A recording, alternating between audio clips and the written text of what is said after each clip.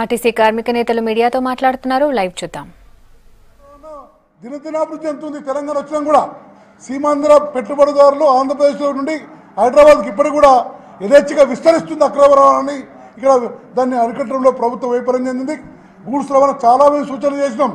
అలాగే ముఖ్యమంత్రి గారు దీనికి సంబంధించి నెలకు 75 కోట్లు ఇస్తామని చెప్పిండు. గత 5 మాసాలకి ఇవ్వడం లేదు. అలాగే 350 కోట్లు 375 కోట్లు రావాలి. అలాగే నెక్స్ట్ బడ్జెట్లో ప్రొవిజన్ పెడితే ఆర్టీసీని ఆదుకుంటామని చెప్పిండు. ఈ బడ్జెట్ 1,00,000 కోట్ల చిల్లర ఉంటేంది. ప్రజలకు మెరుగైన రవాణా సౌకర్యం కల్పించడానికి తెలంగాణ ఆర్టీసీకి ఈ ప్రభుత్వంలో చోటు లేదు, బడ్జెట్ ప్రయోజనం లేదు. వీటన్నిటిపైన మేము సమ్మె నోటీస్ ఇస్తే ఈరోజు ప్రభుత్వం మాట్లాడాలని ప్రయత్నం చేయలేదు.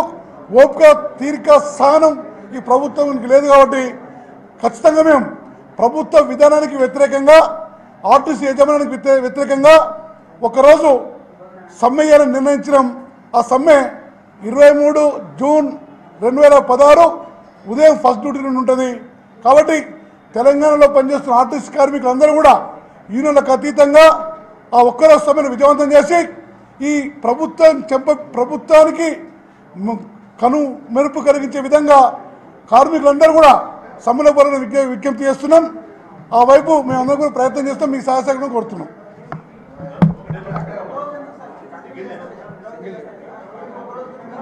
నిరవధిక చెప్పాం కదా, ప్రభుత్వ వైఫల్యం చెందింది, ప్రభుత్వ విధానాలకు వ్యతిరేకంగా. ఇప్పుడు ఒకవైపు ఎలక్షన్ ప్రాసెస్ స్టార్ట్ అయింది. నిరవధిక సమ్మె చేసే సమయం కాదు. ప్రభుత్వ వైఫల్యాన్ని ప్రజలకు కార్మికులకు చూపెట్టారని చెప్పి ఒకరోజు సమ్మె.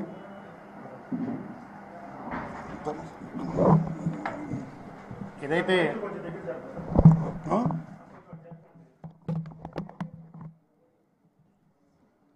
నేను P Kamal Reddy, national Mazdoor union working president, JAC chairman. ఇదైతే మా డిమాండ్స్ ఏవైతే ఉన్నాయో అటు ప్రభుత్వము సీఎం ఆధ్వర్యంలో అగ్రిమెంట్ చేసిన సమస్యలనే పరిష్కారం చేయాలని కోరుతా ఉన్నాం.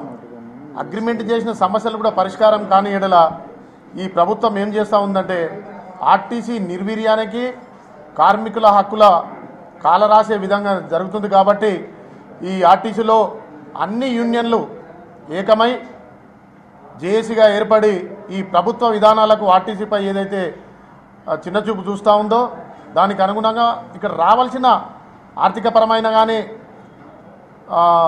ఆర్థికపరమైన అంశాలు కానీ దాన్ని వెంటనే పరిష్కరించాలని డిమాండ్ చేస్తూ, పరిష్కరించిన ఎడల 23వ తారీఖు మొట్టమొదటి